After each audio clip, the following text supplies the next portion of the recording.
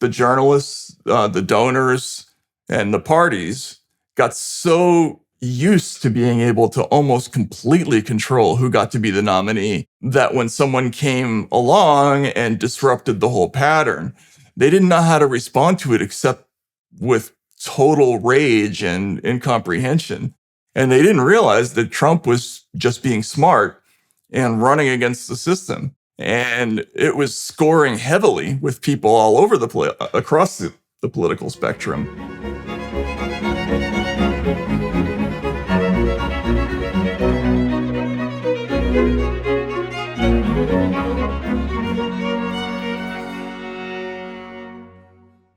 Hello, everyone watching and listening. Today, I'm speaking with author and journalist Matt Taibbi. We discuss his early career, both in journalism and professional basketball, his time in the U.S.S.R. learning Russian and publishing a successful gonzo-inspired newspaper, and his breaking coverage of the subprime mortgage bubble. We also examine the state of the world today with Russia and the U.S. military-industrial complex, the upcoming presidential election, and the dire necessity for alternative news sources. Matt, I have to know, what was it like playing for the Uzbek national baseball team? That was great, actually. At the time, I was trying to be a freelance reporter in Uzbekistan. I was really young, in my 20s, and I walked by a university field and saw a bunch of Cubans playing baseball. So they were, I think, Cuban refrigeration students, and I was the only American on the team. We had a fun time playing against other Central Asian teams, and we had one funny story. We had ground rules. If you hit a sheep at one field, it was a triple. If you hit a cow, it was a double. And if you knocked the cow out, was that a home run? Or was it a consequence of the degree of damage? I don't think we ever got that far. So your career plan was to be an independent journalist in Uzbekistan, and that didn't work out. So you turned to pro baseball. Well, at the time, I was more interested in being a writer, just generally, than being a reporter. I thought I had been living in St. Petersburg, which was filled at the time with freelance journalists, and I thought, I'm not getting a lot of work. I'll move to a place where there are no reporters. So I moved to the middle of nowhere, basically waited for something to happen so that I could get a byline and a wire service or something like that. But I figured while I was there, maybe I could do something like write a book about, playing baseball for the Uzbeks. And I ended up doing that kind of thing a lot. I moved to Mongolia later, played basketball in the Mongolian Basketball Association. Well, that was my next question, okay, because that's obviously the logical career progression move for someone who's a journalist in Uzbekistan and then playing baseball, is to go to Mongolia and play pro basketball. So tell me about that. Yeah, that happened because I was working in Moscow for an expat paper called the Moscow Times, which still exists. And I played a lot of street basketball back in those days at Moscow State University. You've probably seen pictures. It's got that beautiful, gigantic sort of wedding cake skyscraper building in the background. I used to go there in the afternoons and play hoops. And there was a kid there from Mongolia who told me they had a league in Mongolia called the NBA, which was the only basketball league in the world that played by NBA rules with a 24-second clock and everything. So I quit my job the next day, got in the train and got on the Trans-Siberian Railroad and went to Mongolia, had a tryout, played for a season in the Mongolian Basketball Association. So were you big among the Mongolian fangirls? A little bit, it was actually quite an experience. Mongolia at the time was very basketball crazy, and there's a long story about why. But basically every Mongolian kid was playing basketball in the early 90s. And, my friends were big celebrities in the country. There was one of my teammates was considered the Mongolian Jordan. So everywhere I went, there were lots of people following us around. It was pretty cool. Well, that's all completely unexpected and crazy. Now, you also went to the Leningrad Polytechnic. Was it the St. Petersburg Polytechnic by then, and why did you end up in the domiciles of the former Soviet Union. How did that all come about? And why did you decide to stay there for, a number of years? When I was a kid, I was fairly lonely and depressed and introverted. And the thing that I found that became my escape in life is that I fell in love with comic fiction. And my favorite writers were all Russian writers like Gogol and Bulgakov. And my decision as a very young man was to move to the then Soviet Union and learn Russian so that I could read those books in the original language. So when I studied originally, it was actually still Leningrad Polytech. I'm old enough to have gone to school in the Soviet Union. And I went there to study Russian. Even though it was a polytechnical school, they had a Russian language faculty for all the new students. And that's what I did there. So did you read The Master and Margarita in the original Russian? I did. That's a tough one. I'm not going to lie. I bet. It's a tough book, man. Yes. Some of the Russian writers are easier than others to read. For a foreigner, I would say Tolstoy is easier. He's just very clear. But there's a tradition of a different kind of writer. Unfortunately, like my favorite, Gogol. Dostoevsky is another one. Bulgakov. They use very, very convoluted, long sentences, but they're beautiful. I mean, Russian's a beautiful language. Yeah, well, The Master and Margarita. I don't know. Maybe is that the most complex, dreamlike novel ever written? It might be. I think I've read it 3 times. It's a crazy book. I mean, it's got 5 or 6 things going on at the same time, all of which are preposterous and surreal. And it's very, very sophisticated, multi-layered work. I mean, it's really quite the piece of fiction. I can understand why you would be motivated to learn Russian, although that's a hell of a motivation to read it. And so now you also worked at a newspaper in Moscow. Was that the eXile? Was that what it was called? Originally, I worked at the Moscow Times, which was sort of the straight news newspaper for the big burgeoning expat community, which was quite large in the 90s in Moscow. And then I left that and ended up co-starting my own newspaper called the eXile, which was kind of a cross of Time Out and Screw magazine. It's hard to explain, but it was sort of a satirical nightlife guide, let's put it that way. And it's gotten me in some trouble, not in my later years, but it was an experiment in extreme free speech, doing everything the way a normal newspaper would do it, but backwards. We had corrections for things that had never appeared in the paper. I mean, we tried to make an absolute joke of the whole newspaper format. How did that go over in Moscow? I mean, it's not exactly known as a bastion of free speech. So how did that work out? It actually worked out brilliantly, believe it or not. The people who are in Moscow in the 90s, and especially the late 90s, that was a crazy city. It was a lot like the Wild West or Chicago in the 1930s. This was a place where, a superpower had just dissolved. The laws had not yet been built back up. People were making fortunes overnight. There was gunfire in the streets. People were being defenestrated left and right. It was not uncommon to see dead bodies. So a newspaper like ours actually fit right in with the tenor of that whole community. We were quite popular. We actually made money. We were profitable. It was a normal small business that made money. And it worked out quite well for a while. But eventually there came a time when Putin came to power where, the paper was just not tolerated. And so what happened when it became not tolerated? Were you still around? I had left by that time. I already left in 2002, but shortly after that, the paper got a visit from the tax police. And, whereas before we could always pay a bribe and make them go away, this time they weren't satisfied with that, and the paper ultimately got closed. But a state is corrupt when you can't even bribe it. Right? Yeah, I mean, that's what's an honest person to do in Russia at that point. So Right, exactly. Well, at least when you're dealing with someone with whom you share a common language of greed, you can understand what they're up to.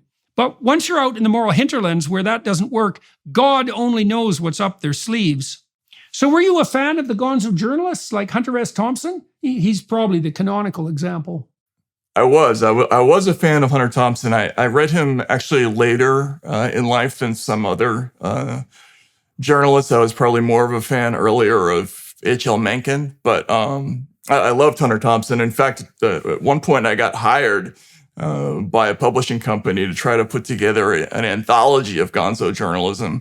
And that project ended up failing when I realized mid-project that gonzo was a term that had no meaning other than Hunter Thompson.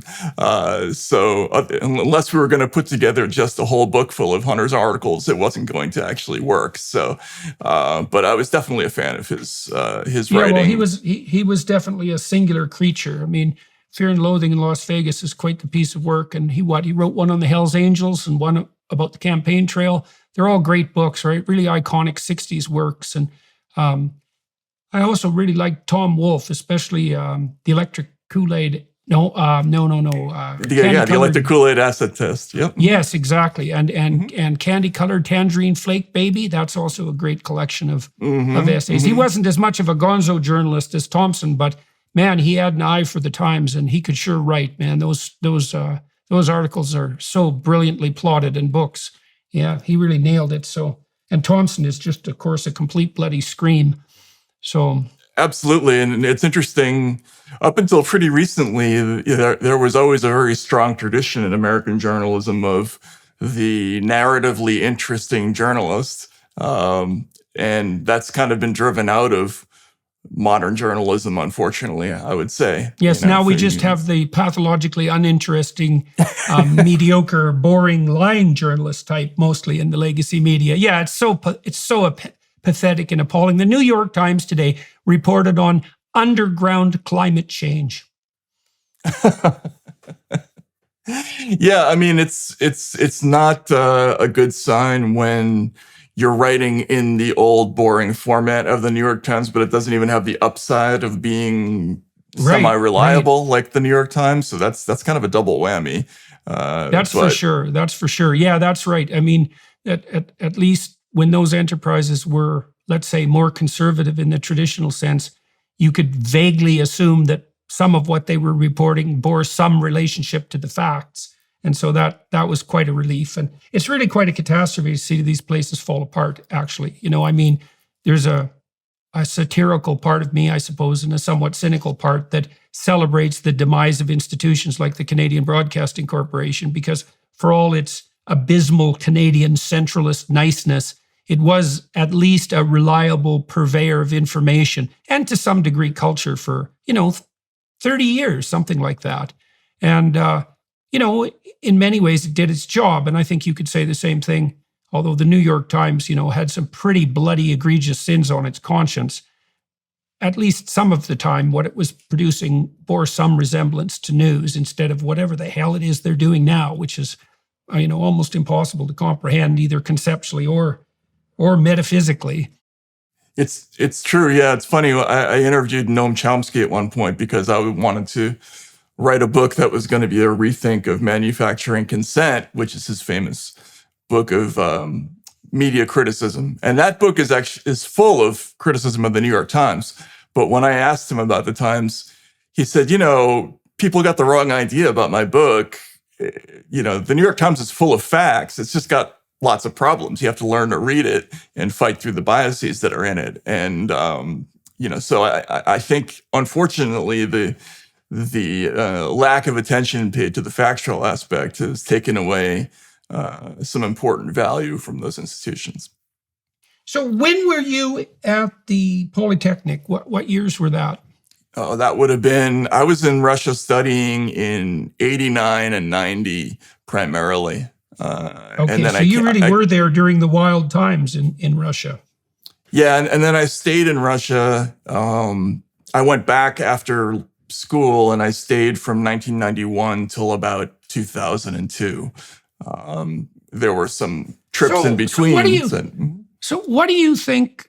So you have a real personal connection with that country, obviously, and a pretty detailed knowledge of it.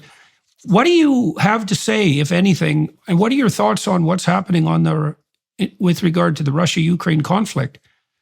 Well, first of all, that situation is extraordinarily complicated. It's been frustrating for me to watch the coverage of, the Russia-Ukraine conflict. People not understanding the history of places like Crimea, or how far back some of these conflicts in places like Luhansk and Donbass go. I don't at all agree with the invasion, by Vladimir Putin. And in fact, we were very heavy critics of Putin from the start when he came to power. But there's a long backstory here with the United States support of Ukraine and some pretty questionable kind of far-right elements in Ukraine as a way to sort of undermine. Yeah, pretty questionable. Yeah, exactly. Yeah. So this goes back, decades before even the collapse of the Soviet Union. And a lot of that background is left out of all this. It's kind of an open question in my mind whether we ever really entertained a situation where NATO wasn't going to expand all the way to Russia's borders. I think, there's a reason why a lot of academics in 1997, pretty conservative ones, were signing an open letter urging the American authorities not to keep pushing NATO towards Russia. Well, Boris Johnson announced today that the expansion of NATO into Ukraine should be of no concern to the Russians. Yeah, I don't understand that. I mean, I keep seeing that. Well, I think he's trying to top his net zero idiocy personally. Maybe that's possible, but think of the legends in the United States, right? We have movies like 13 Days, where the arrival of one missile or a couple of missiles in Cuba is grounds to start this awesome confrontation, risking nuclear annihilation for the entire planet. But we think the Russians shouldn't object if they're surrounded on all sides by military bases. Should they respond by invading another country? I don't agree with that, but I certainly understand, knowing this just from talking to Russians while I was there, what their feelings are about NATO. They're very nervous about it. They've always been since the early 90s. It's a situation they've been conscious of the whole time. And I think Americans don't understand that. Last month, the G20 announced a plan to impose digital currencies and digital IDs on their populations.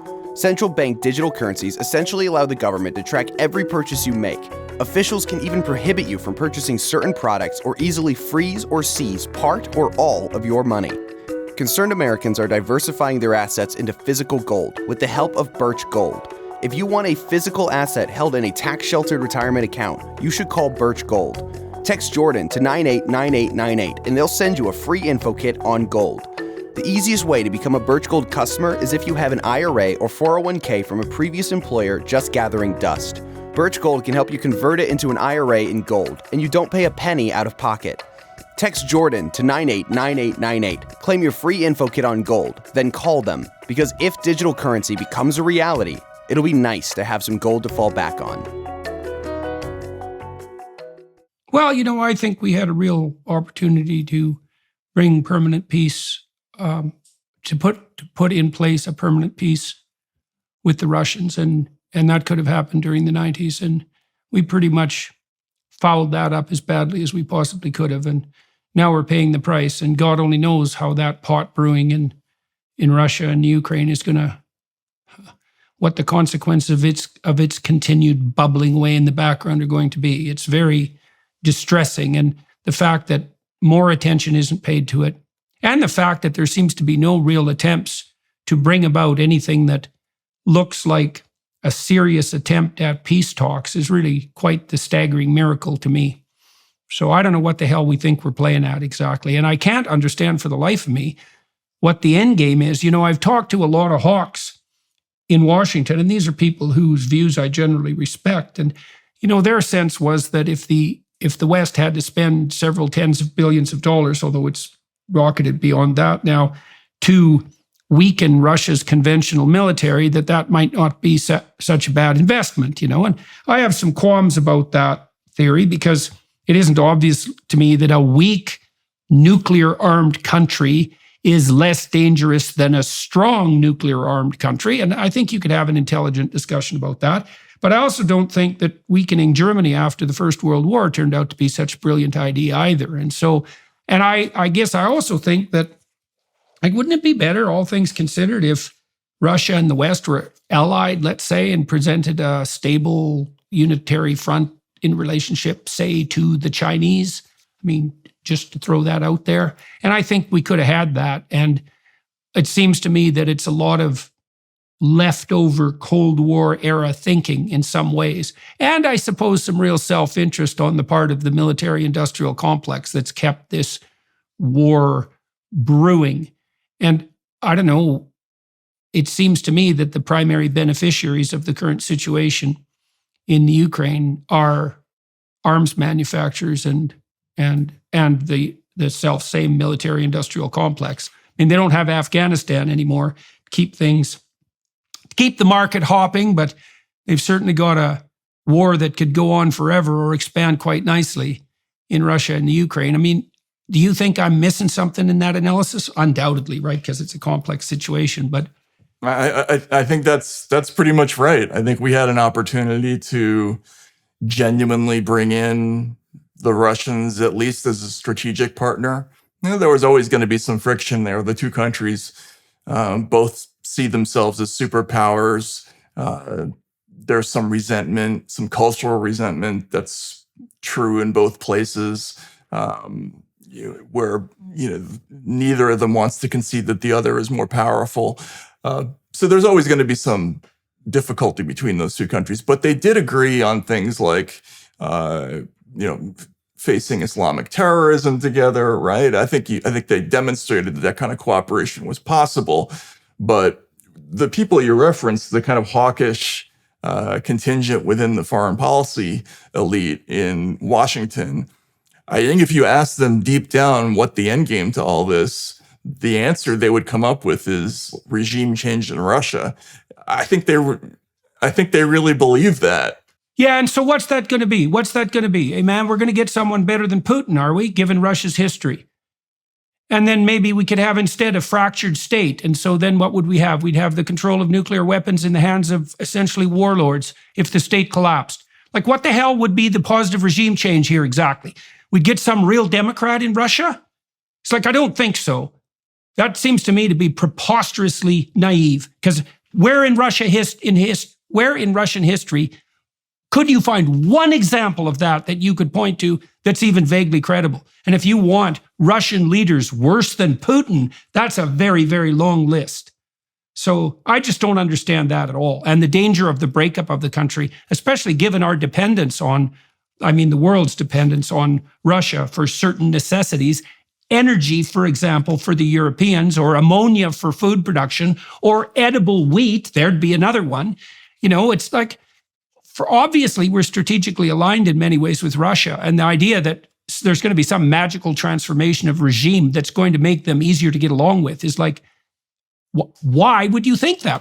Dead seriously, I don't understand how anybody could possibly imagine that. Well, it's the same error of vision that we had going into Iraq, where we imagined that we could roll tanks into Baghdad and establish Switzerland overnight. It doesn't really work that way. There's history and a long cultural tradition that you have to take into account. But, that war was launched by people who didn't even know there was a difference between Sunni and Shia Muslims. And, this war, I think, is being prosecuted by people who have no conception of Russian history, Far Eastern history, the inability of democracy to really ever take hold in that part of the world. If you're sincerely hoping that somebody better than Putin is going to come along if you depose that person, you're not looking, honestly, I think, at that country's past. Yeah, well, that's certainly how it seems to me. So I don't know what the hell we're playing at. And I think that I really think that what's happening is that, because I've been trying to account for the absolute idiocy of Western foreign policy in relationship to Russia for the last 30 years, criminally negligent to say the least. And I think really what likely happened is that clueless people gave the foreign policy situation kind of a back seat. And so it was never a pressing concern like it might have been in the aftermath of the Cold War. And then there's constant pressure from the munitions manufacturers, et cetera, to keep a warlike, hawk-like stance at hand. And I can understand that, like if you're a munitions manufacturer, obviously you're going to be somewhat paranoid with regard to the stability of foreign affairs in your public pronouncements and likely your beliefs. And since you have a pecuniary interest in the outcome, your ability to continually foster a pro-hawk, pro-paranoid, anti-Russian view, well, that's always going to be there, because why wouldn't it be? And if there isn't something to offset that that's continual, like a real effort to make peace, for example, then that's not going to happen. And you think, well, peace with Russia is impossible. And I would say, yeah, that's what people said about the Middle East too. And then some relatively radical, non-professional diplomats decided they were going to do something about it and hammered together the Abraham Accords in basically no time flat. And so the idea, and they just walked around the State Department to do that, and they did that with a tremendous degree of success. And if the Biden administration hadn't been so juvenile and resentful, they would have patted Trump on the back for having accomplished that. I always thought, if they would have given Trump the bloody Nobel Prize or maybe a medal at the White House for his work on the Abraham Accords, he might have just ridden off into the sunset happy. Right, instead of hanging around. Mm-hmm. Well, absolutely, absolutely. And then the Saudis would have signed the Abraham Accords because they were basically chomping at the bit to do so. And then you Americans could have had access to Saudi oil instead of having Biden go cap in hand to them after insulting them terribly and not noting what they did, for example, behind the scenes for the Abraham Accords and walking away empty-handed. Jesus, you can't make this stuff up. And I've talked to Democrats about this. I said, why the hell don't you celebrate Trump, at least for the bloody Abraham Accords? And their response to me is always, well, they're not as good as they look. It's like, well, yeah, compared to what? Anything you guys managed for like 70 years? They're pretty damn good as a first step. I mean, there's actually peace breaking out between Israel and a variety of Arab states. And who the hell would have ever predicted that? And the idea we couldn't do that with Russia, especially given our mutual apprehension, let's say, of the Chinese, and well-warranted apprehension, I think that's utterly preposterous. So I also know from behind the scenes that, there were peace talks in the offings in March of 2022, and they were scuttled by the U.S. administration. And so, that's pretty damn unforgivable as far as I'm concerned. And we flag wave and hop up and down morally about supporting the Democrats, and this desire for democracy in Ukraine, all the while, conveniently ignoring the fact that Ukraine has just as totalitarian history as the rest of the former Soviet Union, and are hardly paragons of moral virtue by any stretch of the imagination, and are unlikely to turn overnight into Switzerland, as was precisely the case in Iraq. So, I don't understand it, man. I don't see what's going on at all, and it's a bloody dangerous game that we're playing. Yeah, even more disappointing from my point of view is, at least during the Iraq War, there was an anti-war movement that was visible in the United States.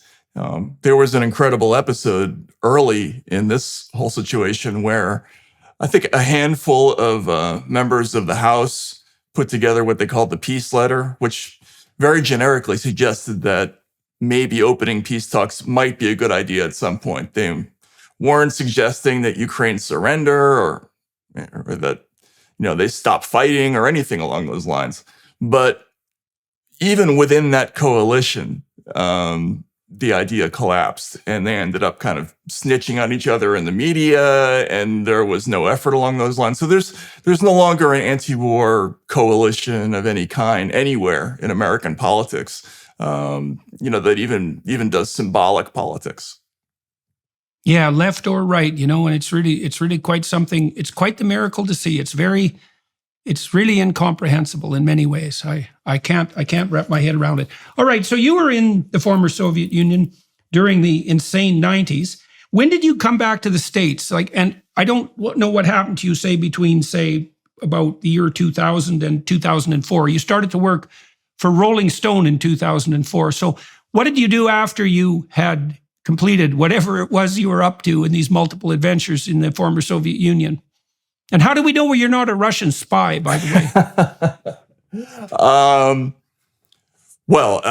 The Russians would never hire somebody like me to be a spy. I think I'm the wrong type for them. But I see. So it's on the basis of your self-perceived incompetence that we should trust you.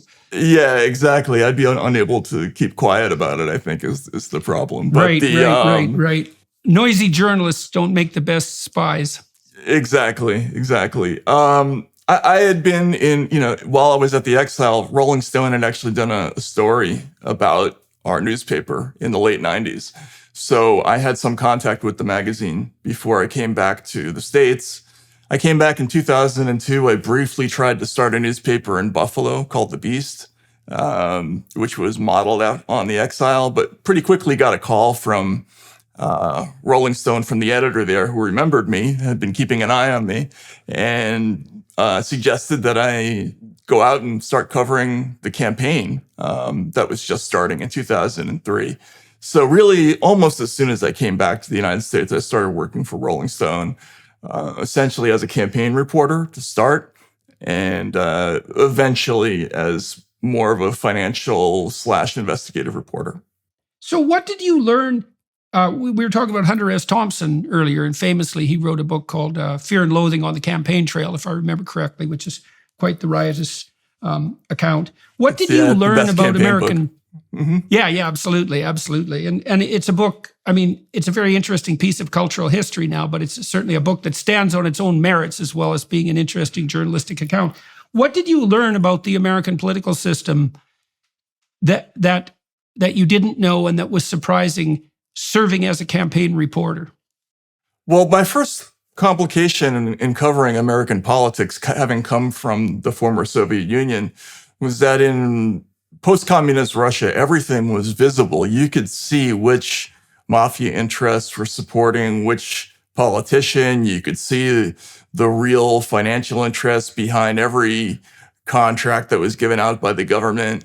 The corruption was as clear as it would have been if you were taking one of those tours with a glass bottom boat looking at the bottom of the ocean.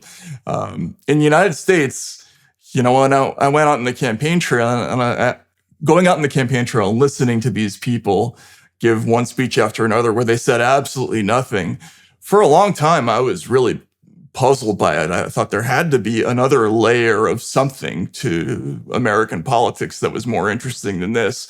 And for a long time, I was really very frustrated by the predictability of the American political system, the way there was kind of a conspiracy of interests, I would say, between the donors, the campaign journalists, and the political parties to really very strictly control who got to be considered a legitimate and serious candidate and who didn't. And they did this through a variety of means. They used sort of code words. Somebody like Dennis Kucinich would be dismissed as fringe or elfin, and Howard Dean would be called pointed and angry, but John Kerry was nuanced and warm, right? And this is how we signaled to audiences that this was the It's the climate change making him warm, by the way.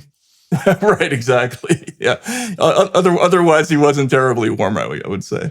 But I think, and this is all a preview to the Trump experience, because I think what happened was the journalists, the donors, and the parties got so used to being able to almost completely control who got to be the nominee, that when someone came along and disrupted the whole pattern, they didn't know how to respond to it except with total rage and incomprehension.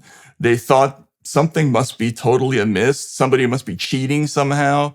And they didn't realize that Trump was just being smart and running against the system. I mean, I recognized this pretty early in 2016, which was he was running against the journalists, he was running against the donors, he was running against the fake two-party system, which was really a one-party system, and it was scoring heavily with people all over across the political spectrum. But nobody really wanted to admit that. They just wanted to make him out to be this very scary villain. And even though some of those things they said about him were true, they were kind of missing the point of what that campaign was about and why it succeeded. Starting a business can be tough, especially knowing how to run your online storefront. Thanks to Shopify, it's easier than ever. Shopify is the global commerce platform that helps you sell at every stage of your business. From the launch your online shop stage all the way to the did we just hit 1 million orders stage, Shopify's there to help you grow. Our marketing team uses Shopify every day to sell our merchandise, and we love how easy it is to add more items, ship products, and track conversions. Shopify helps you turn browsers into buyers with the internet's best converting checkout, up to 36% better compared to other leading commerce platforms. No matter how big you want to grow, Shopify gives you everything you need to take control and take your business to the next level. Sign up for a $1 per month trial period at shopify.com/JBP. Go to shopify.com/JBP now to grow your business no matter what stage you're at. That's shopify.com/JBP. Yeah, Victor Davis Hanson wrote a great book on Trump called The Case for Trump, which is the best thing I've read on that election cycle. And I mean, he points out something that seemed relatively obvious to me at the time watching from the outside was that, Clinton and her crew, first of all, I don't think people trusted Hillary at all, because even though she had a lot of experience, because when someone aims at power that egregiously for like 6 decades, you really got to wonder what the hell's going on. It's like, why is it that important to you? And you might think, well, of course, being president would be that important, but it's not that obvious, because if you associate with people who are highly accomplished, many of them would have to set aside the concerns they're already engaged in, which are often large-scale concerns, to consider something like a political career.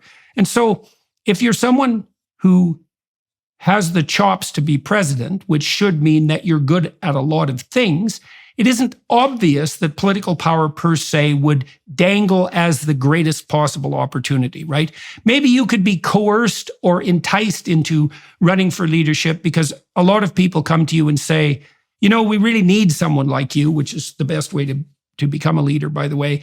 But other than that, you're sort of about your own business. Whereas Clinton, she was making a beeline for the presidency, certainly even while her husband was president. And then, of course, her and her foolish and treacherous advisors, I would say, decided that it was a perfectly good thing to sacrifice the American working class on the altar of their purported moral virtue. And she sunk herself doing that. And it was an act of true hubris and foolishness, right? Because Trump didn't so much win that election as Clinton lost it, because it was hers for the taking had she not been who she was, I would say, fundamentally, and especially had she not stabbed the American working class in the back. And of course, they turned to Trump for odd reasons, because it isn't obvious that this sort of brash, flashy billionaire would, or at least multimillionaire, would appeal to working class people. They're not of the same economic class, obviously, but I had a wise working class guy I once worked for back in the 1970s. He was a conservative and not a socialist. And I was at that time, I was about 14. I was pretty entranced by socialist ideas. And the Socialist Party in Alberta, by province, had a pretty good small business platform. And I said, why the hell don't you vote for the socialists? They have a lot better platform for your endeavor than the conservatives, who are a party of big business. And he said, small business owners don't want to be small business owners. They want to be big business owners, and people vote their dreams, not their reality. And I thought, oh my God, that's so smart. And then I thought too, with regards to Trump, is that even though his wealth was unimaginably out of reach for the typical working class person, I think people could look at Trump and think, well, there are conceivable universes in which I could be Donald Trump. Right. This is what I would do with that money. Yeah. Right. Yeah, right. And then he also had this capacity to speak off the cuff and directly to people. You know, and I heard from people who were around Trump, especially when he was talking to military personnel, that he was actually very good at that. And the same people who made that comment had been around other politicians who were often flummoxed and intimidated when they were talking to real servicemen, you know, because, well, first of all, there was a cultural gap between them. And second, you know, they felt morally intimidated in the face of people who'd actually put themselves on the line. But Trump seemed to have that ability to talk directly to working class people. And, you know, you have to be a certain kind of person to do that. One kind of person you have to be is someone who actually regards the working class and what they're capable of doing, which is working, with the degree of respect that's actually appropriate.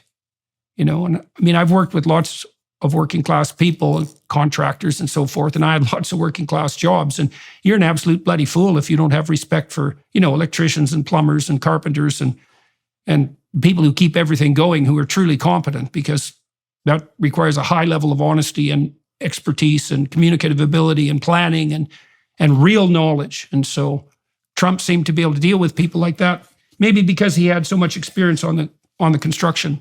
Yeah, the irony of that is that Hilary Clinton tried to run, actually she quite successfully ran a similar campaign towards the end of her duel with Barack Obama in the Pennsylvania primary.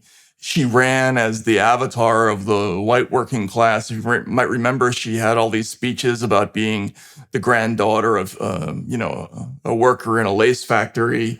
And she seemed to really enjoy that role. And in all the different personas that I've seen her try to play on the stump, and she has many of them, that was the one I thought she did best at.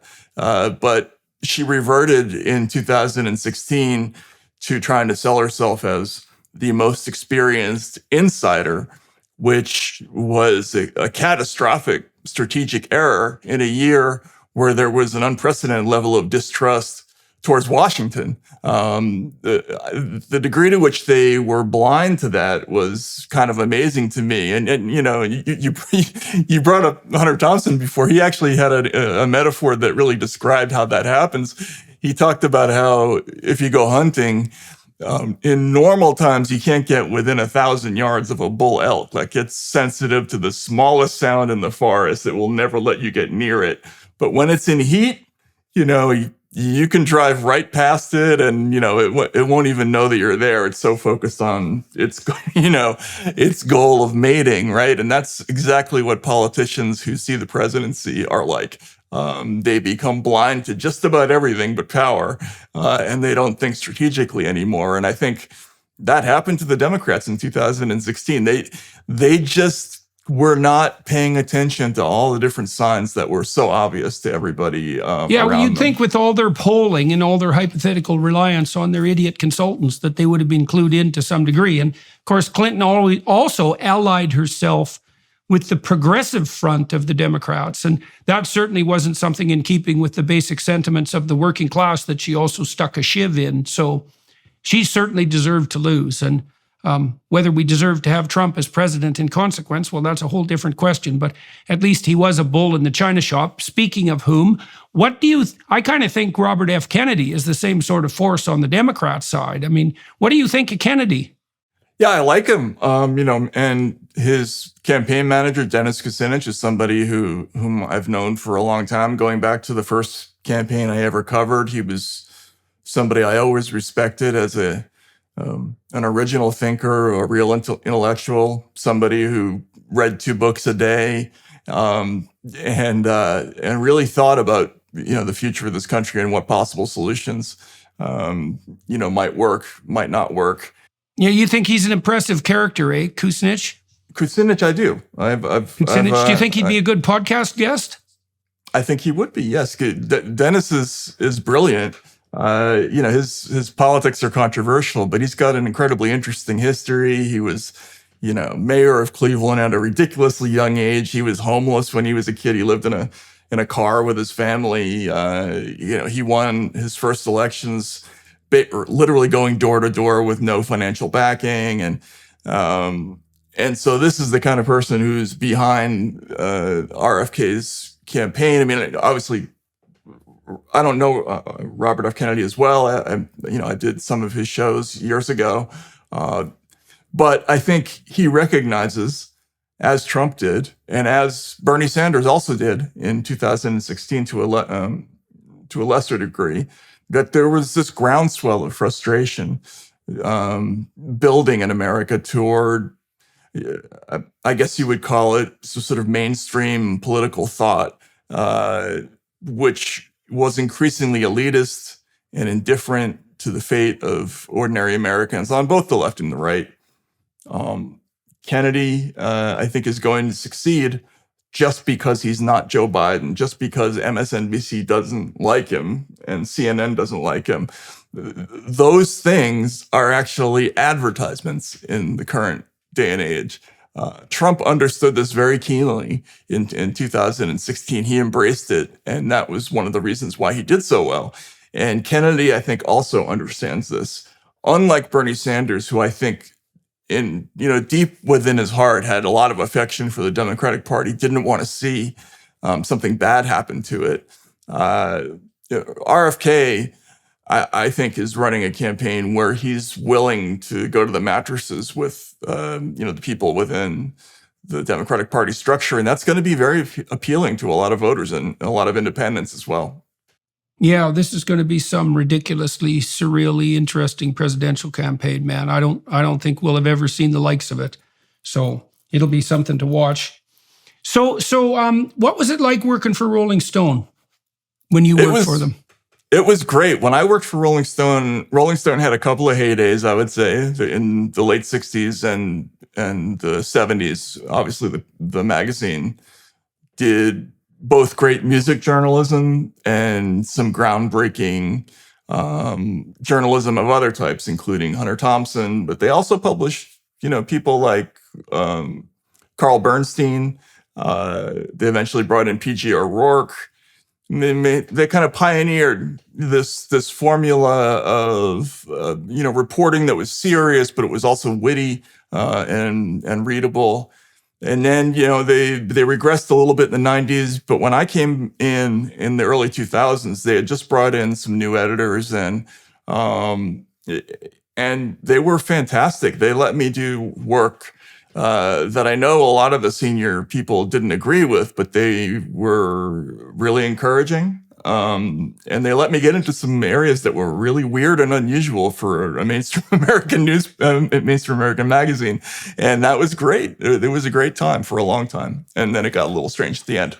What was the most interesting area you delved into when you worked for Rolling Stone? Well, after the 2008 election, I had covered Obama's win. And that was when the financial collapse happened.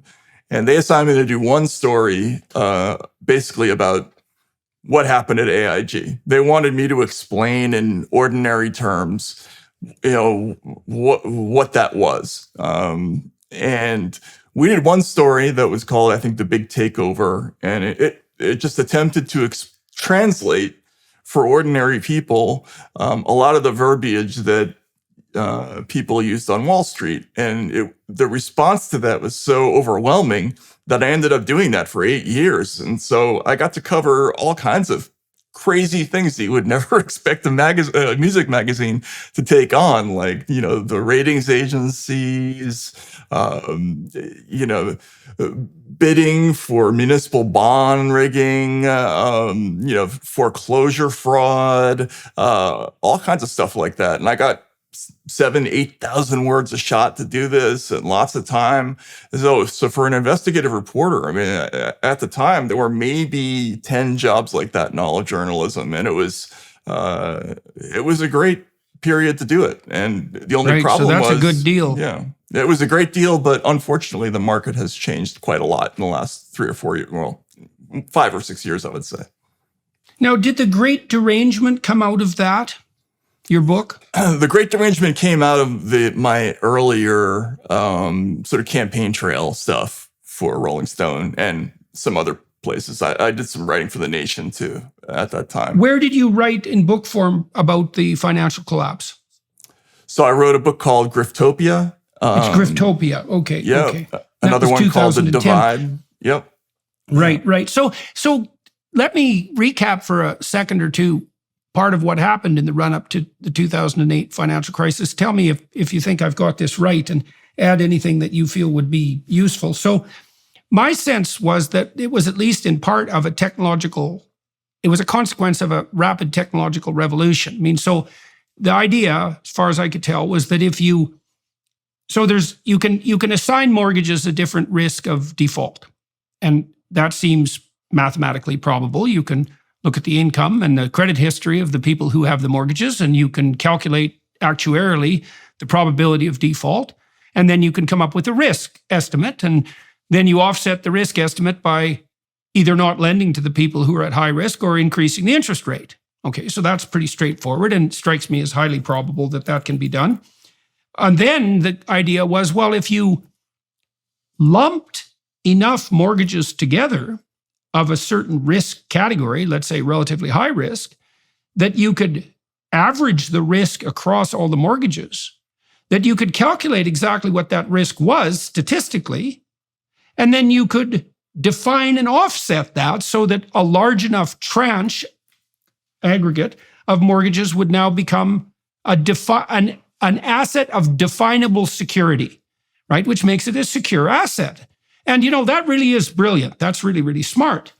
Now, what happened, though, was that what often happens when there's a financial revolution of that sort is that the act of producing the instrument produced unexpected changes in the market. So now that you could sell clumps of high-risk mortgages to like pension funds because the risk was specified, you produced an almost indefinite market for high-risk mortgages.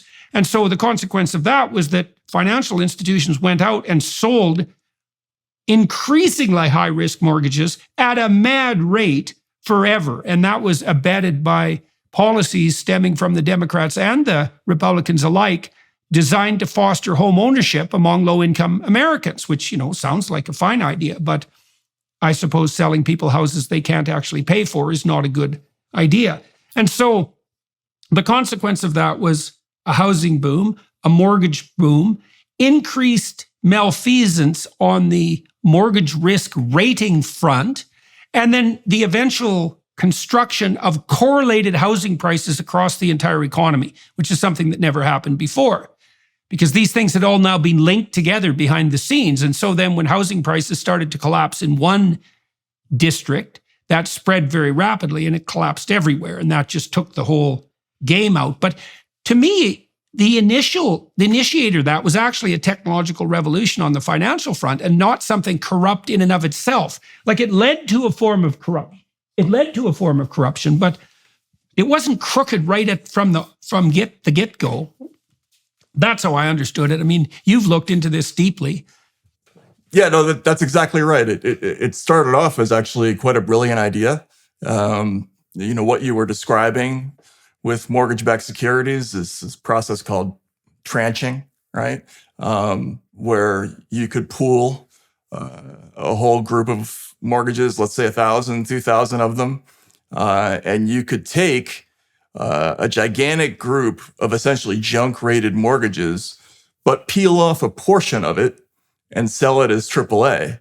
So it was a Rumpelstiltskin story. It was, you take a whole bunch of straw, but you can get a little bit of gold out of it, right? And you can sell that gold, as you said, to pension funds because they have requirements for, they need to have at least a certain amount of AAA rated stuff in the portfolio. And this was earning a higher rate of return than traditional AAA investments. So now you had this booming, exploding market for essentially junk-rated mortgages. And that started off as an idea that produced an awful lot of cash and capital that initially led to a boom in the economy, but and it expanded housing ownership, which seemed to be a good thing. Exactly. Lots of people who otherwise wouldn't have been able to get houses got houses.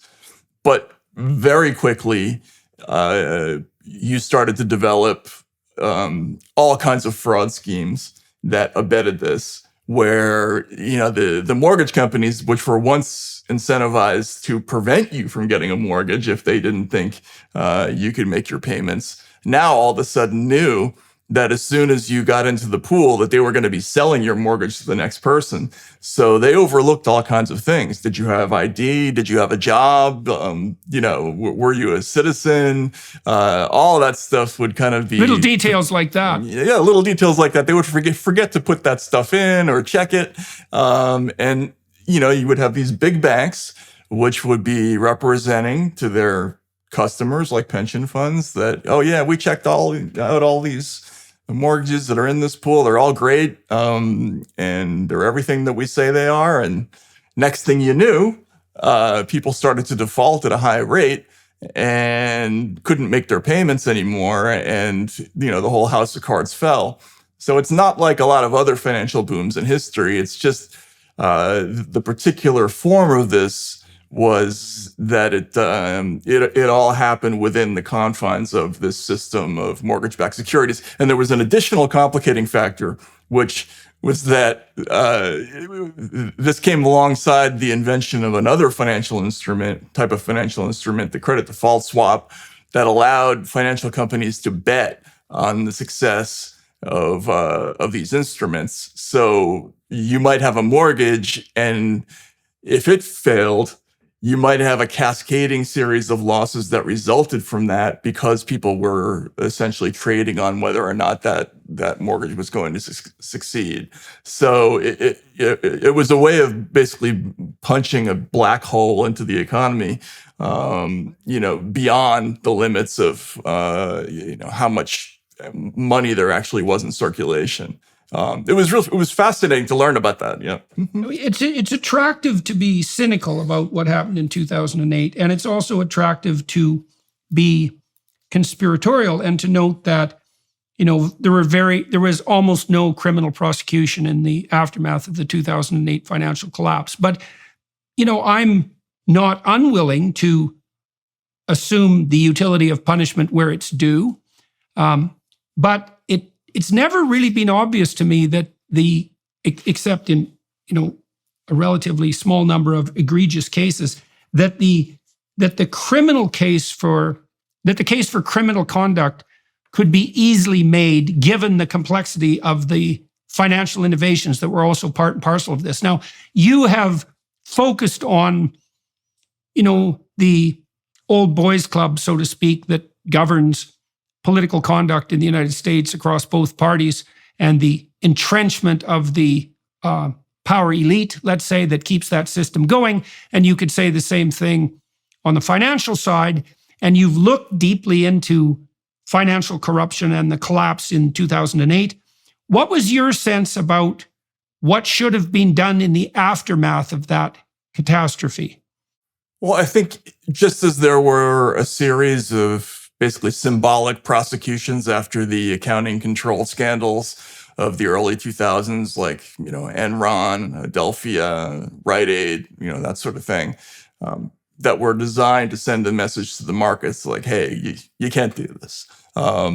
There were some obvious cases they could have taken up that would have similarly sent a message that it's not a good idea to sell gigantic pools of mortgages that have problems with them, that are in AAA, that are likely to default as soon as you sell them.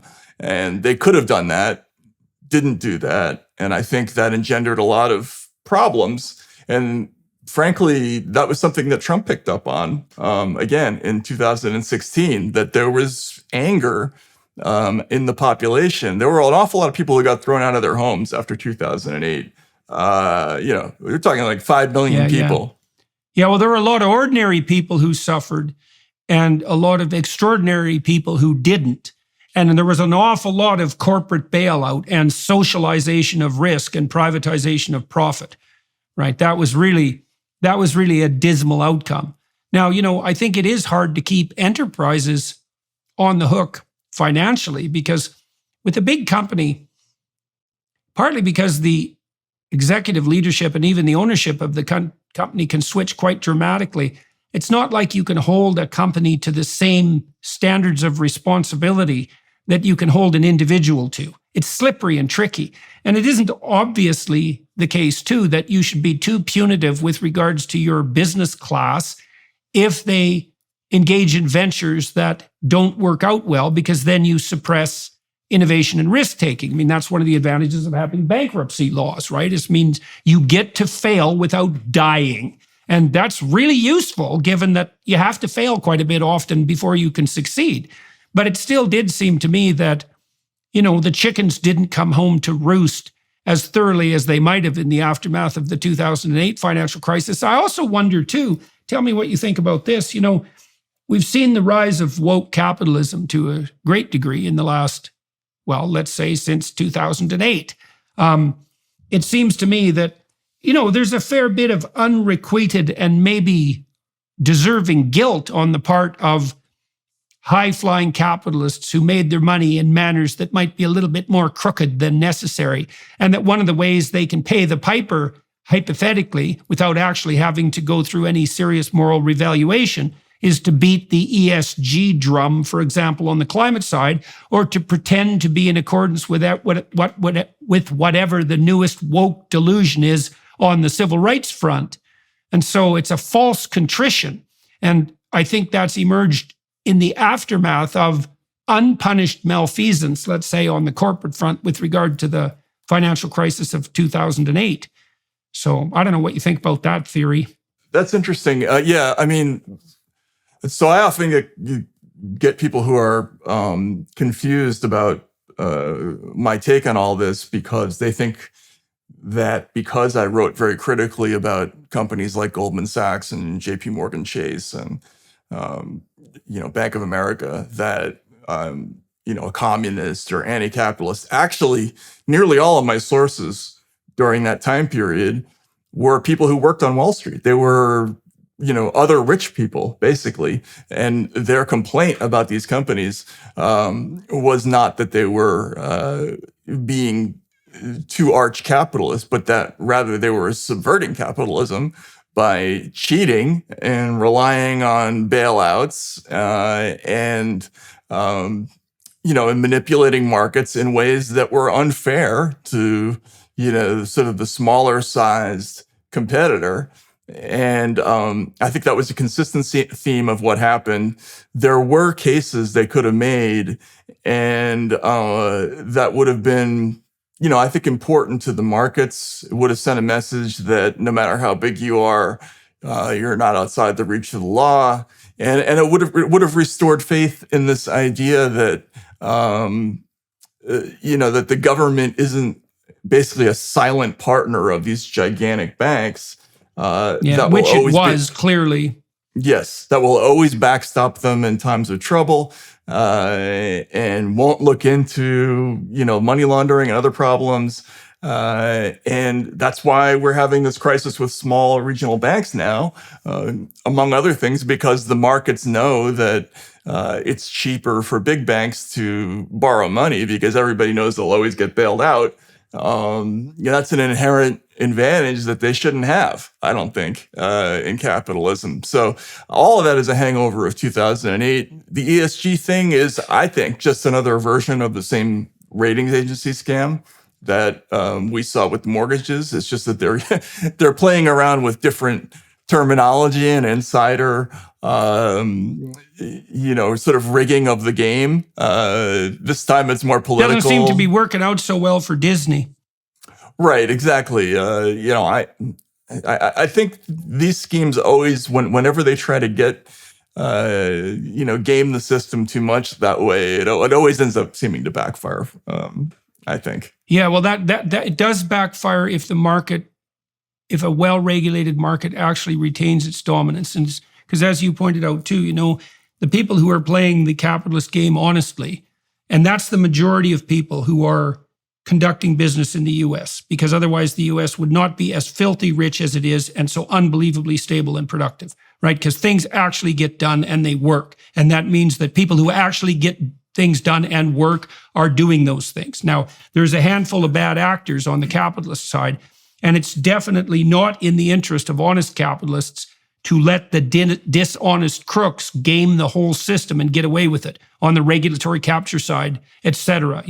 That's really a place where the left and the right could come together, within their insistence that, okay. So let's talk about your last 3 books briefly, and then I want to cover the debate you had with Douglas Murray, Michelle Goldberg, and Malcolm Gladwell. It was you and Douglas on the same team, and a little bit on the Twitter files. But let's go through Insane Clown President, I Can't Breathe, and Hate Inc. If you could just say a little bit about each of those books, I think that would be very interesting. Let's start with Insane Clown President.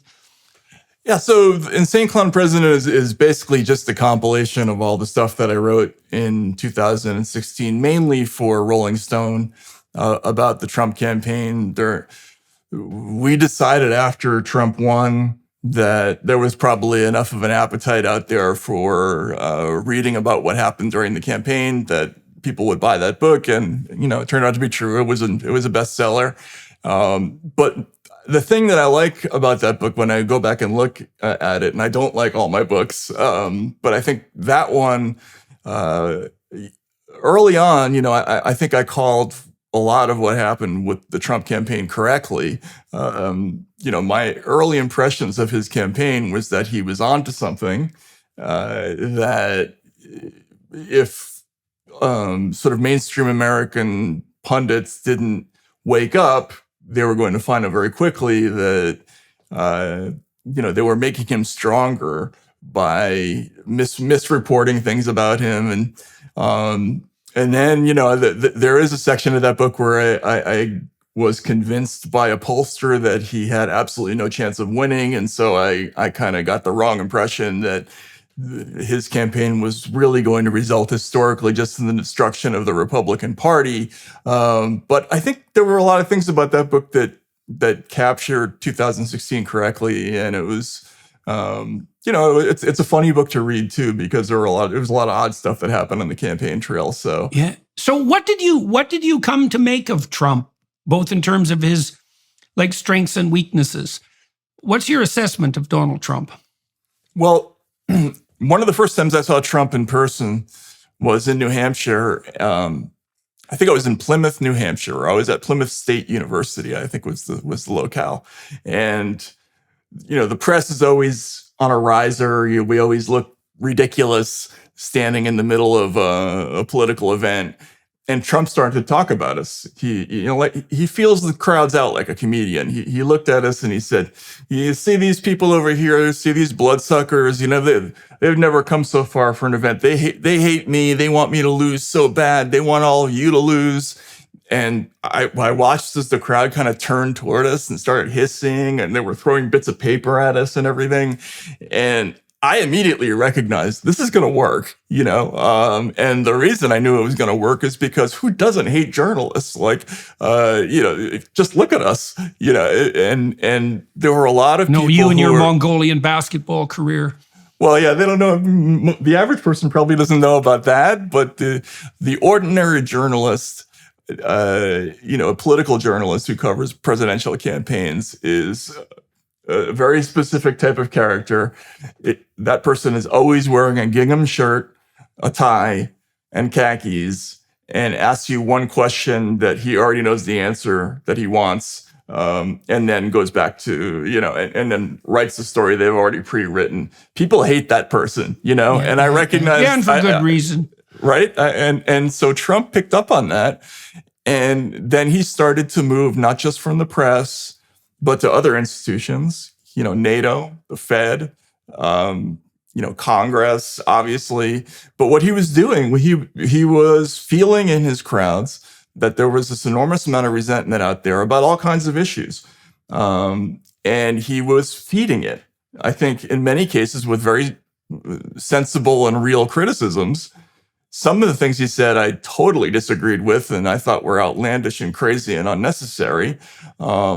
But he was... So to what degree do you think that the thing that concerns me, let's say, about figures such as Trump, even though he's singular in many ways, is that when you're attempting to redress populist concerns, you can go in two directions, right? You can listen to the concerns and you can honestly try to formulate responses and policies that would deal with those concerns, or you can capitalize on that resentment and foster it.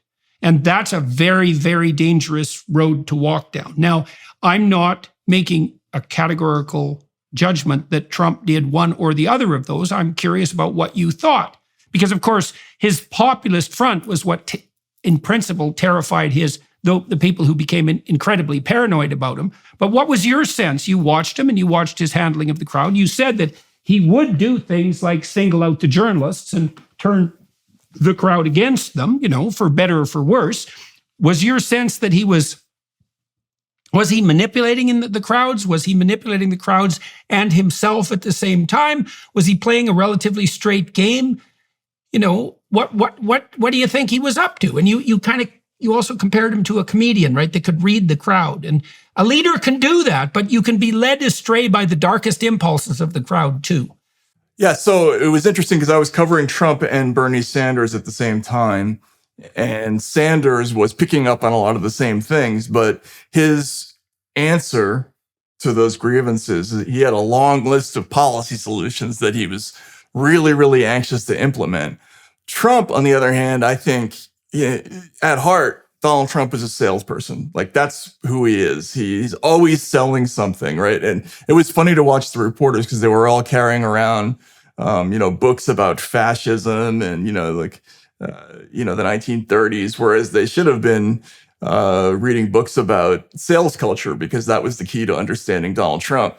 And I thought Trump basically was selling outrage. He was selling the experience of feeling solidarity with other people who'd been screwed over. And he was fostering those feelings in people, I think, to answer your question. Yeah. And did you detect a danger in that? Did you detect a danger in that? I mean, because look, there are times being frustrated and wanting justice, those two things aren't that easy to distinguish, right? And being resentful and wanting justice, those two things aren't always that easy to distinguish either, right? I mean, it's a tricky business because, you say, well, you should forgive and forget, and people think that's the highest possible dictum, but justice has its place as well. And if you have been screwed over, and I think the American working class has been screwed over in many ways, although whether that was planned or just incidental is a different question, they had their reasons to be outraged. Now, Trump obviously appealed to that outrage. You're intimating that you believe that he capitalized on it as well, though, in a way that you didn't see characteristic of Bernie Sanders. Now, of course, Bernie also wasn't burdened with the delusion that he was likely to win. No, and Bernie didn't have the same ability to connect with people that Trump had. Right. Yes, yeah. That's a difficult question, right? Because it gets to the question of motivation.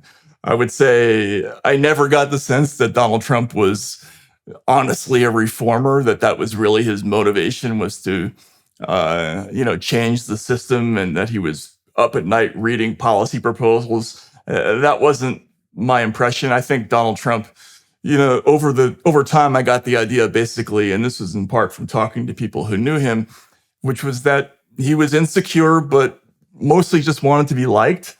I didn't find that, the core of him was terribly scary. Maybe I was wrong in perceiving it that way. But I don't think the evidence is clear that you were wrong. I mean, look, under Trump, we had no wars.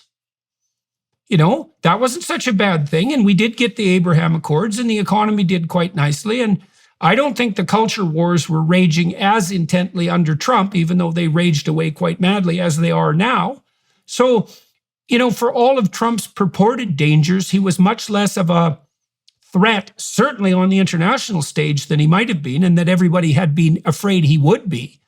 And I do think also that he generated a certain degree of respect and apprehension from, the more authoritarian types around the world. And I certainly don't think that's the case with Biden at all, because I think Biden, like Trudeau, I think is beneath contempt in relationship to people like the president of China. So, and I don't think that was true for Trump, because at least he was unpredictable or had that appearance. So I don't think you were out of line in your failure to see anything truly malevolent in Trump. Yeah, I mean, I don't know. I mean, my impression of him was that he was doing this for a lot of reasons. That it was complicated. He has a mischievous streak in him. It was clear watching his family early in the campaign that they wanted no part of any idea that he might win. But I wasn't exactly sure that he wanted to win. But right. Yeah, well, I thought it was an exercise in brand awareness expansion, at least, and quite a brilliant one in some ways, if you're thinking purely from the perspective of sales.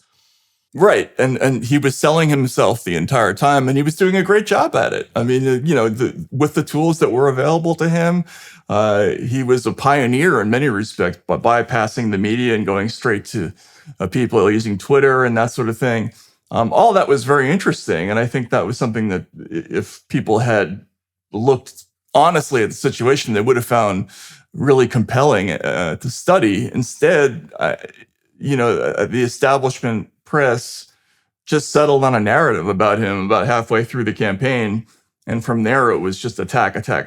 And it became, I would say, a sort of ongoing, uninteresting diatribe from that point forward. Yeah, well, it would have been a lot more compelling had there been real journalists covering the Trump phenomena, trying to figure out what the hell was going on, because at minimum, it was insanely interesting and not predictable in the least, and mysterious. And it would have been good to get to the bottom of it. Like I said, I think Victor Davis Hanson did a nice job in his book, The Case for Trump. I think it's a very even-handed treatment without the kind of crazy gonzo journalism style that, might have added something quite compelling to the overall analysis of Trump. What did you do with I Can't Breathe and Hate Inc., the other two books, 2017 and 2019? Yeah, I lived very close to where Eric Garner was killed in Staten Island. I was in New Jersey, just a short drive away. So I decided to do a book about what happened there. I just on a lark, I went to the neighborhood, hung out in the street for a little bit, talked to some of his friends, and found that he was, I thought, a very interesting person. So I thought it might be cool to write a book about this guy. And, so I spent a couple of years really just talking to drug dealers and hanging out in the street, and ended up with a portrait of what happened to Garner, all the different forces that converged to cause, that incident, and, left with an understanding of police brutality that was a lot more complicated than people made it out after the George Floyd incident, which I think was unfortunate. Well, complicated in what ways? What did you learn? Well, I think a lot of what happened with cops in cities like New York, especially after the implementation of programs like broken windows, was that they were forced by these new stats-based policing regimes to artificially engender contacts with the population when they weren't necessary. The court case Ohio v. Terry, which is from 1968 in the United States, allowed police to randomly stop and search people on the street. And police departments clued into the idea that if they did enough of those stops, they would find people who had warrants on them, that they would probably grab a lot of guns that people were carrying, and or stop people from carrying them in the first place. So they did hundreds of thousands of these stops. And on the surface, that might sound like a good idea, but what ended up happening was a lot of people got frustrated with being stopped and searched. And a lot of those incidents went wrong. And that's how a lot of these police brutality cases happen. They happen because they begin with some really stupid reason for stopping somebody on the street. Somebody gets mad, and it ends up in a melee, and somebody dies. And that unfortunately is the backdrop for a lot of these cases. Right. Okay. Well, I read recently that there's no real evidence that the police are more likely to use deadly force, for example, on Black people compared to white people. In fact, I think the stats show slightly the reverse, but that's not true at all. when it comes to more minor in some ways acts of harassment, let's say, or of continual investigation and stopping. And so, it would be nice if we could have a sensible discussion about that and actually get to the bottom of what's going on. Do you think that those more frequent stopping programs promoted by that, say, broken window hypothesis, and that hypothesis is, by the way, for those of you who are watching and listening, is that you have to attend to minor infractions of the law to set a tenor that stops more major infractions of the law, which is the reverse, for example, of what they seem to be doing now in places like California. Do you think there's any credibility to the claim that the implementation of those policies did, in fact, lead to the radical reductions in crime rate, for example, in places like New York City? What was your sense of that when you looked into it? Well, there's a couple of problems with the way they implemented broken windows in New York. One is that they overtly, in many cases, told the officers to do more of those stops in certain neighborhoods than in others. One of the reasons stop and frisk was overturned in New York is because they had one of the captains on tape basically telling, a whole bunch of patrol cops, I'm looking for black males aged 18 to 21. He says that openly, right? So there was I think, and this goes to your point earlier, there may not be a discrepancy about deadly force, but there's a huge discrepancy in terms of the more minor stops, right? And especially about things like drug arrests. Are you really going to get fewer drug arrests if you stop everybody on Wall Street and look through their stuff than you might if you stop everybody in Bushwick or Brownsville or someplace like that? I think it would be closer than most people would think. And so that engenders hostility. They used it as a way to kind of keep property values high in some places. By basically using police to clear out undesirable looking people. That was the narrative with Garner. Garner was kind of a slovenly dressed, obese guy who sat in a corner selling illegal cigarettes. And there was a condo complex across the street that didn't like it. And so he kept getting moved off the corner and got tired of it. And, some of those things that you mentioned, the broken windows theory, it wasn't just minor things that are against the law. It's what they called order maintenance. So it's things that were maybe not against the law, right? That they were also cleaning up. And well, there's always going to be tremendous dispute about exactly where to draw the line in situations like that. I mean, which is why you need a variety of different approaches, I guess, to try to find out what actually works, because it seems to me that places like Portland and Vancouver in Canada, increasingly Toronto and San Francisco, have gone far too far in the opposite direction. And you have just, absolute chaos reigning in places where that shouldn't be happening. But then by the same token, you can't just stop enforcing the law either. I mean, that doesn't work either, right? Right. Yeah. No penalty for shoplifting under $1,000 just doesn't seem like a very good solution, for example. All right. And so let's turn to the last book that you finished. I believe it's the last one, Hate Inc., 2019. Yep. You want to say a few words about that? And then we'll talk about the debate you had recently with Douglas Murray and Sure. So Hate Inc., I had always loved, when I was a kid, the book, as I mentioned before, Manufacturing Consent. I grew up in a family of journalists. My father was a television reporter. And that book was very eye-opening to me, even though I had been around the media my whole life, because it was about the unspoken pressures that go into editorial decisions before they get to the reporter. Why are some stories assigned and not others, right? Why do people at ABC or CBS, why do they freak out about the assassination of a Catholic priest in Poland, but not in El Salvador? It's that kind of thing. I always thought that book was interesting, so I wanted to do basically a new version of that for the internet age and see if anything had changed. And I talked to Chomsky before I started writing the book. I said, "Are you okay with me doing this project?" And he sort of said, "Okay." And the premise of the book that I came up with is that the internet had changed the game significantly, and that really for financial reasons, the media business had evolved in this new direction where instead of trying to go for the whole audience, which is how ABC, CBS, NBC made their money in the old days, now they were using the new model, which was what you might call audience optimization, where you pick a demographic and try to dominate it. And that's how we get this basically stratified, fractured media landscape where you have some companies that are selling only to blue-leaning audiences and then some that are only selling to the right.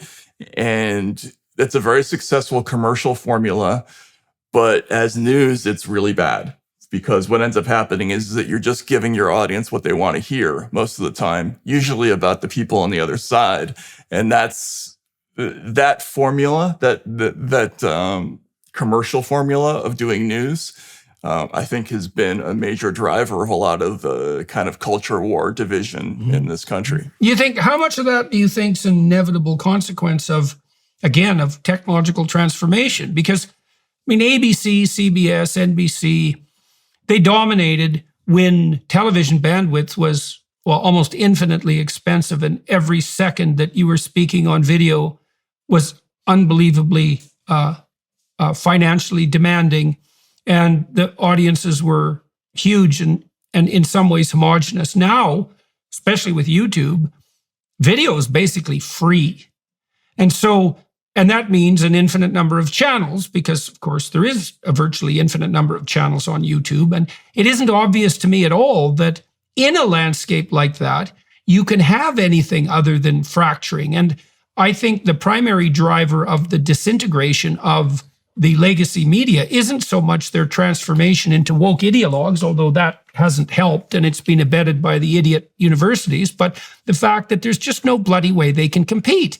You have your own Substack, and I believe that's doing quite well. And like people who are talented journalists, and Barry Weiss is a good example. There's just no reason for her not to go out on her own and to start her own newspaper for all intents and purposes. So, I don't see any way back from that, essentially. Yeah, you're absolutely right. In fact, you nailed the main thing about it. I remember I interviewed the former publisher of a newspaper in Dallas, and he said that up until the 80s, the news business was a scarcity business. There were only so many slots in the newspaper to sell want ads. There were only so many hours on TV. There were only so many hours on radio, and those slots basically had limitless value because there was no other way to reach audiences for advertising. You put the internet into the mix, suddenly it goes from scarcity to infinity. All those things that were immensely valuable before are now essentially worthless, and you have to find a new commercial strategy for making money. It's evolved to this place where selling subscriptions is the only way to go. But the problem with that is that it doesn't pay for things like investigative journalism as well. It doesn't pay for foreign bureaus in Jakarta and Moscow. It doesn't pay for an awful lot of things. So the news business has suffered. I think it's lost its way trying to navigate this new terrain where money is so scarce, not knowing whether to chase after clickbait or whether to stick to journalistic principles or what to do exactly. And so all those brands have been irrevocably damaged, I think. And nothing has stepped up to replace it yet. Well, and speaking of that, you were just in Toronto not so long ago at the increasingly famous Munk debates. They apparently seem to be doing something right. And you and Douglas Murray faced off against Michelle Goldberg and Malcolm Gladwell. Malcolm Gladwell. And I believe that you and Douglas won the debate by the biggest margin that had ever occurred at the Munk debates, and actually speaking to an audience that in principle shouldn't have been particularly favorable to your claims, right? Because the Munk debate audience is Toronto, Ottawa, Montreal glitterati, such as we produce in Canada. our equivalent of people who think they're celebrities, let's say. That might be a good way of thinking about it. And the probability that they would be both beholden to and fundamental supporters of the legacy media was extremely high. And yet, by all accounts, you mopped the floor with both Michelle and Malcolm. So do you want to walk through that a little bit? Tell everybody what the debate was about first, and tell me your impressions of the whole enterprise. First of all, I had an amazing time. It was it's a great event. I think anybody who has the opportunity to attend the Munk debates should definitely do it.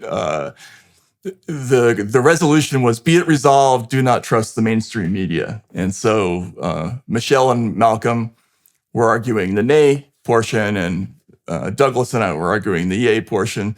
And you said that we mopped the floor with them. Really, Douglas mopped the floor with them, and I was kind of there. But he's very impressive as an orator and as a stage performer, and he was very quick. And as a fighter. As a fighter, he actually enjoys it, and so you mess with Douglas at your peril. Exactly. But another thing I think that really turned the tide with that debate was kind of the superior attitude, I would say, of a couple of the participants, Malcolm in particular. I don't have anything in particular against him, but I made the observation at one point that Walter Cronkite had twice been voted the most trusted person in America in the 70s and 80s. And Malcolm wouldn't let that go. He kept implying that by saying that, I was longing for the days of Jim Crow in America, and that I had forgotten that when those votes were taken, by the way, he was wrong about this, when those votes were taken, that lots of people didn't have it so great in America, implying that this was the 50s or the 40s when, women, gays, and African Americans had a tough time in the States. Again, poor people were doing a hell of a lot better on the marital front back then than they are now by a large margin. And there were a lot fewer children who were fatherless. So, some things have improved, but there's lots of things that haven't improved. So we might not want to be too smug and superior about how well we're doing on the moral front compared to 40 years ago. I mean, lots of things have changed for the better, but it's by no means a universal panacea, let's say. And that's especially true for poor people who are nonetheless on average richer. But I would put that at the feet of capitalism, rather than of any, well-meaning government programs or ideologies. So anyways, you said he adopted a mien of superiority. On what basis? Well, he essentially he was calling me a racist for making that observation. So, and he went back to it 5 times, and by the 5th time, there were actually sort of audible gasps in the audience. So I think that had something to do with what happened with the debate. Well, that sort of thing actually doesn't play very well in Canada. The people who I debated at the Munk debates, they played that same mistake too. They played the racial card and racist card. Yeah, and Canadian audiences, they don't like that much because that hasn't really been part of our parlance, the part of the tenor of our public discussions, not nearly as much as in the U.S. I mean, we're trying hard to get there, and we might be successful in this country, but generally it's not a good strategy. So, yeah. So did you learn... Did you think that Goldberg and Gladwell made any points in relationship to why the legacy media might still be worthy of support and trust? Well, their basic argument was that the procedures of the legacy media are still good procedures, fact checking, that sort of thing, and we countered with, yes, those are good things. Unfortunately, they're mostly gone from legacy media organizations. And that's one of the reasons that you have problems like the Russiagate case, where, one story after the other goes sideways and you guys don't catch it. And that's, I think, there's still a failure of vision. I still know a lot of people who work in legacy media, and there's a slowness to recognize that audiences no longer, I think, really believe what they're reading in a lot of these organizations, in the New York Times, Washington Post, they see it as politicized, not terribly reliable factually. And I think that's a shame. Even as an independent, I think the mainstream media needs to be good, right? Like I think it's everybody benefits when it is. But they haven't figured out that in order to have that respect that they think they deserve, that they just can't get this many things wrong. And that's been the fact. Right, they don't get to be the legacy media without maintaining a genuine respectability. Right, exactly. Yeah, exactly. Yeah. So let me close here with a question about the Twitter file revelation. So, since you were instrumental in the process that led to the release of the so-called Twitter files, the first response from the legacy media was, there's, what would you say? There's nothing to be seen there. And the second response was, well, there was something to be seen, but we knew it all along. And that's really where the story has settled now. I was reading your Wikipedia page, for example, while preparing for this interview, and some of the criticisms about the Twitter files were, well, nothing that we didn't know already was revealed. And so there's nothing to see here, folks. And so what do you think about that? What's your sense of tell us about participating in the release of the Twitter files and what you think the cultural consequence really was? Well, first of all, what's interesting about it is that time-wise it happened. I learned that I was going to be doing that right before the Munk debate. We actually got asked a question about Elon Musk maybe opening up the Twitter files during the debate, and I had to pretend that I didn't know the answer to that question.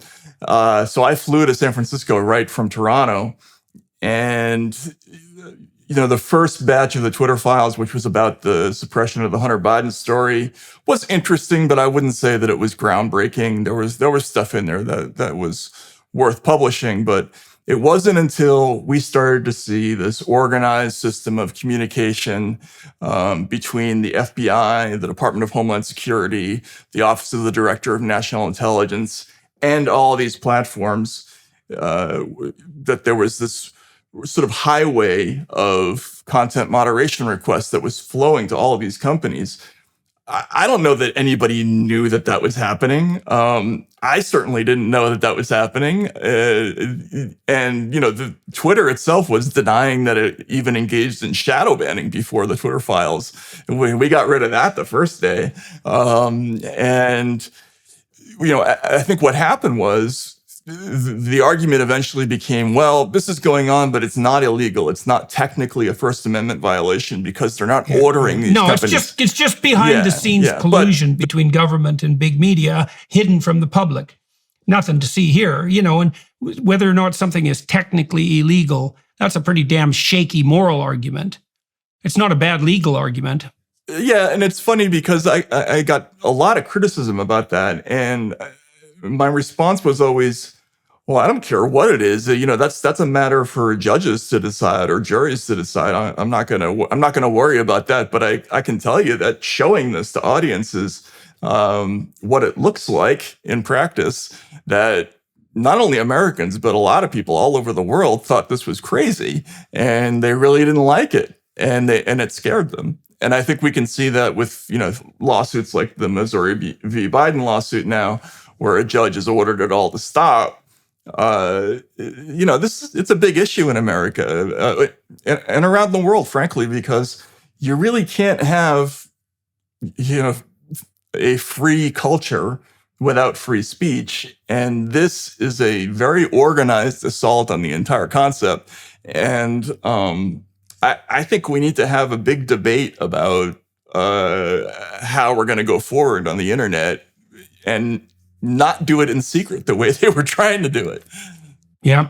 Well, it looked to me, watching that from the outside, that I found the documentation revelatory, and the exposure of what I think of as fascist collusion at the highest levels of government and media appalling beyond the belief, especially when allied with the fact that it was really put in the hands of a very tiny number of extremely radical people at Twitter who were making these wide-scale decisions with absolutely no right whatsoever, or training, or competence, or moral guidance to be doing so. And so I thought you guys did a great service. And thank you. I thought it was a good bang-off beginning to Elon Musk's revolutionary takeover of Twitter. And, he reinstated me pretty quickly after he purchased the company. And I was happy about that because, well, happy and unhappy, because then I was back on Twitter and, it's a terrible snake pit, but an attractive one. So anyways, I certainly found that it was useful. And the fact that you were exposing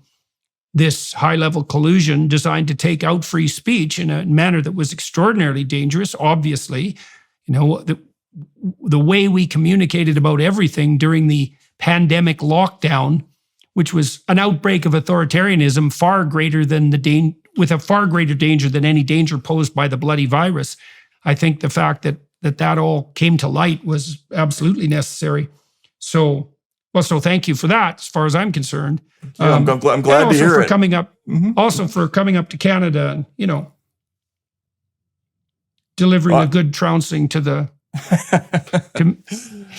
Yeah. Any excuse to come to Toronto, I love it. It's one of my favorite cities in the world. So my wife. Yeah, well, we're gonna do something about that real soon. Now that we've elected a very far left mayor, so I'm going to continue talking to Matt on the Daily Wire Plus side of these interviews. He said something interesting to me during the YouTube conversation that I want to follow up on. He said that as a kid he was very introverted, and he's obviously dealt with that problem to a large degree, and I'd like to delve into exactly how and why that transformation occurred, and to track the development of Matt's interest in his career, which are obviously multidimensional across the span of his life. So we're going to do that on the Daily Wire Plus side. Join us there if you're inclined to. Otherwise, thank you all for watching and listening. Your attention is much appreciated. And to the film crew here in Northern Ontario, to the Daily Wire Plus people for facilitating these conversations and professionalizing them on the production side, and to Matt, thank you all very much for talking to me today. I appreciate everything you said. Thank you so much for having me. I appreciate it. I'm glad to finally meet you.